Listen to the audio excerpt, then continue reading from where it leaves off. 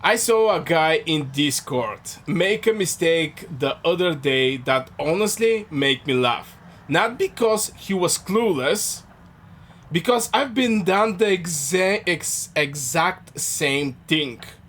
The guy asked about peacekeeping commanders, normal question. Then a few messages later he realized he has been upgrading the wrong skill the entire time. He thought the damage skill should be maxed first. And immediately people start replying, no, max the experience skill. And the funny thing is, when you are new in Rise of Kingdom, the damage skill actually feels like obvious choice. And in this case, I can give an example as Walker, and we was actually talking about the Walker. This is one of the heroes that you're going to use a lot. Why you're going to lose a lot? Because you can chain barbarians pretty easy with this hero. First of all, his main spell is going to give some direct damage factor, also healing factor. You're going to have some healing factor when you exit at the combat. You have awakening that's going to give you like 2000 when you exit the combat, basically awakening this unruly bullet. And yeah, this is always a skills, okay? But you have two more skills here. You have the damage bonus to barbarians, and you have the experience one. And to be fair, something that I did, I was walking the first two, the main spell and the second spell, and I lock out these two skills because I didn't actually think that much over the experience. We're having so many places where you can get books of experience that I just decide maybe this thing is not actually something important. But when I start finishing my books, I just knowing that let's say I actually need everything that are presented here and actually to awake this hero. Because again, it's not actually only in the Rise of Kingdom, but the damage skill actually always feels the obvious choice. You want to do more damage. Because when you're killing barbarians, what do you want? More damage? Seems logical, okay? That's exactly what I actually was thinking. Also, if I'm killing barbarians all day, why won't I want a commander hitting harder? It makes sense, right? At least until you start thinking about what you're actually farming.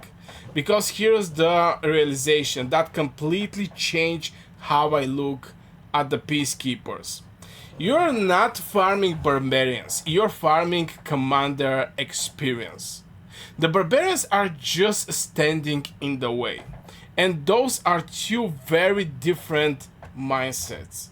Because having Walker and putting, for example, Minamoto as a secondary hero, you're leveling up Minamoto. Now I have a separate video about the commander experience, but actually you need just one commander that is max level it up. The second commander, the deputy, can go up to level 30 just to open all of the skills that he's having, maybe level 40. But the commander should be the max skill, and to get this skill, well, let's say it's not that easy, because those books, even though that is looking easy to be getted from a different places, for example, from here, from expedition, you can get them. Even from this one, when you make some challenge, you may get it. I don't know. Going to challenge this one, this guy here. Maybe I'm going to get it. Just going to skip it, and yeah, as you can see, you get some books of experience and stuff like this. You start thinking that experience is actually the easy part at the end of the day. And it actually makes sense to focus over the damage, at least until you actually you understand what you're actually farming, and that you're actually farming experience. Because here's the realization that completely changed how I look at peacekeepers. Yeah, you're basically farming barbarians, but we're farming actually experience. This is like two very different mindsets. I think a lot of players incidentally optimizing the wrong thing. The optimize kill they optimize killing speed instead of optimizing the account growth, because even if you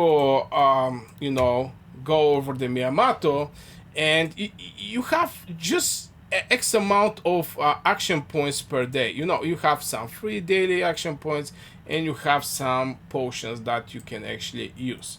Now, if your alliance is active one, you may actually get like 6 action points right now.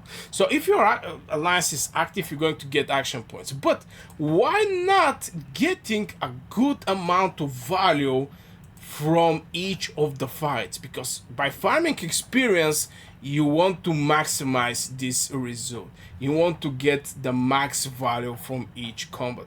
And this is not... And if you have to sacrifice the killing speed over how much experience you're getting, it's definitely no brain that you want to have the experience at the end of the day. And this is two, and those two goals aren't always the same. I remember when I started playing Rise of Kingdom, every bar fights feels important. I want to kill them faster, bigger numbers, more efficiency, and every time I upgrade the damage skill, it feels actually good. You start seeing bigger numbers. The problem, I was measuring the wrong things. I was looking at the individual fights, not thousands of fights. That's where the trap is, because a peacekeeper isn't supposed to help you win the fights. The barbs was already going to die. The question is, what do you get after the barbs die? And this is from where also some other optimization are happening. With Warher, you can get up to 70% experience. This is crazy. 70% is crazy. But on top of that, you can get some extra value, like getting Trophy Hunter, where this commander troops spend action points by defeating barbarians. You're going to get some packed set that's containing some stuffs here. You also have reduction, cost 10 fewer action points for when you attack barbarians. I think it's also applying to when you do barbarian forts. Both primary and secondary commander troops get 15% more experience from defeating barbarians. So here you have like 15%.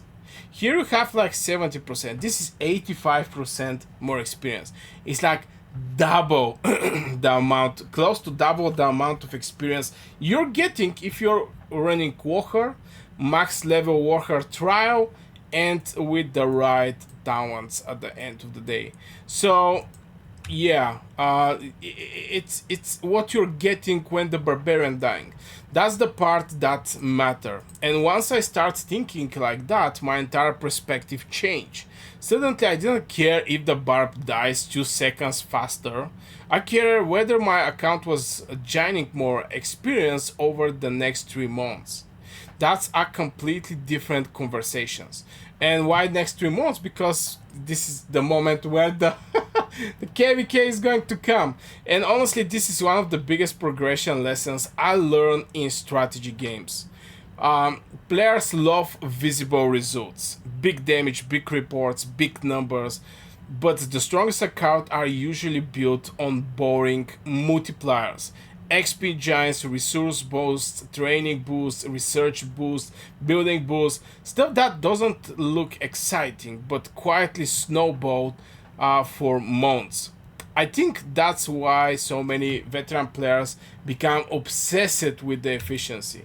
And I see this thing over and over because I'm also streaming, and brother, it like 60-70% from the chat is players joining and start correcting or start giving idea or just speaking over efficiency, which is, I have no issue with that.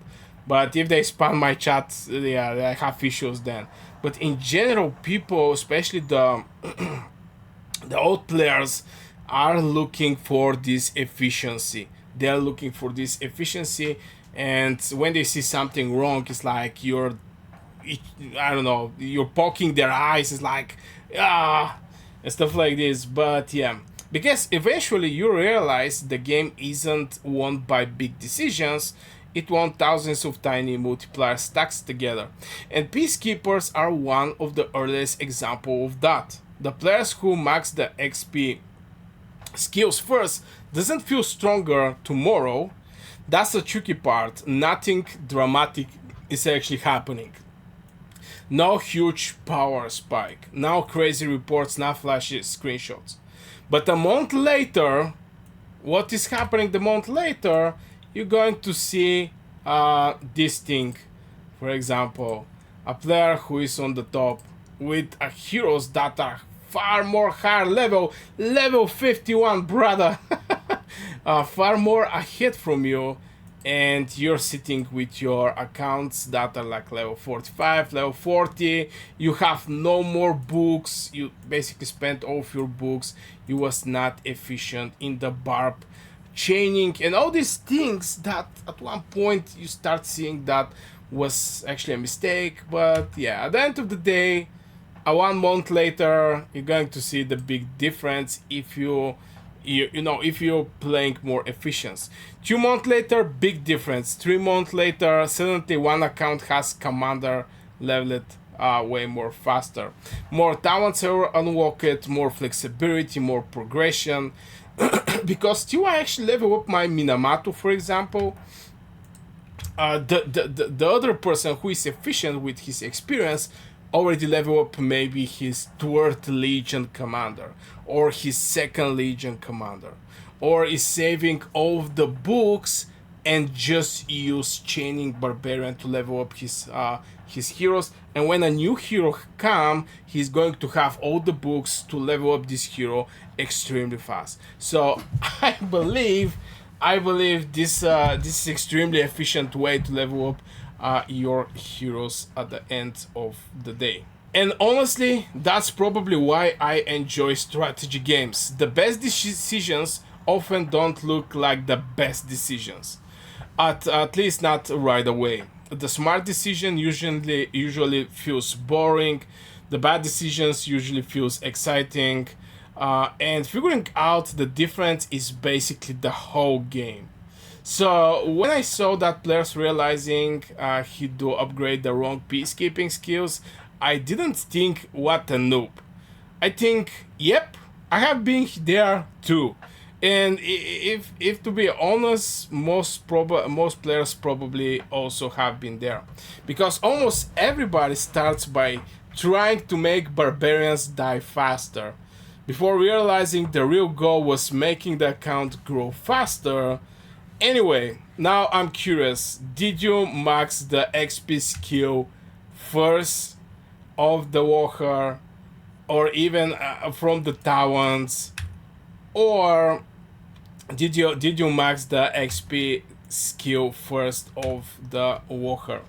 Or were you like me and spent way too long chasing damage before figuring out what actually matter? Let me know in the comments below. So far, I'm Burgas. I was happy to share this information with you. Don't forget to hit one like, subscribe. Now for the heroes that I was talking about is actually Walker, and if I believe Bondinka, but I'm not quite sure I actually have her. Is it this one? No, Bondika. Oh my god, where is the other hero? So people have an idea for which heroes I'm talking about. Rage Janet, damage bonus. No, it's actually not Bondika. Anyway, mostly I was talking about the Walker. He's having this crazy skill. Everybody are using this hero. Extremely easy to be leveled up and skill up, because you can get his sculptures by Walker event and etc. So far, wish you a great day. Like, subscribe, and bye for now.